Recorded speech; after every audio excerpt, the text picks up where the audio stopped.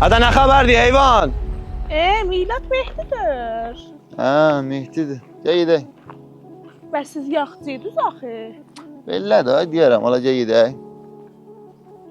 Mehdi o Milad نیست. Ha Milad'dı. O ittifaktan bir yana aramız yoktu.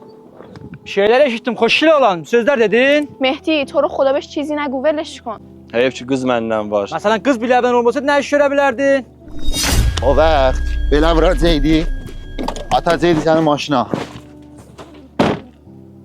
O namusunlandı. Mən iştəkəm. Sözüm var Əlan. Düzdür səndən müşkülüm var.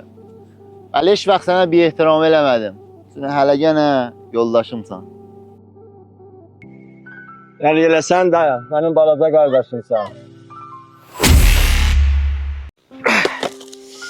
Hoy heyvan, havası neradadır? Bilirsən onun biri neçədir? 2 milyon yaz onun hesabına. Heyvan sənsən ki bilməysən kargərdən nədir danışasan. Ha nədir? Sərpərəst eləmişəm, özü itiribsən. Sən özün alasından bir dəstur alırsan. İstəyərsən bizim başımızın üstü olasan, bizə dəstur verəsən, çox aşağısan. Gəl gedək Əli, o şey ki çoxdur, işdir. Bunun da ya babası dalında olmasaydı, Əlan bizə işdəydi. Get baba hara gəlin, mənim biyməm var, ayəndən var. Ağa sən Allah qoy mən burada işləyim, əlindən öpərəm sənin. Sabahdan sərpərəst sənsən. Sən də get hesabdariyə təsviyə elə. Xoş gəldin. Qururu, şərafəti nəyə satdın? Pıla, eş vaxt arvad uşaq var demək ki, mən əlimin çörən yemişəm.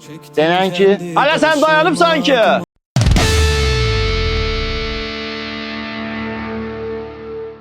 I ain't finna fool him in effect. Give me the simming when I pull the big guns out. That trigger, pull it until the motherfucking shit runs out. A bullet, somebody better call an ambulance.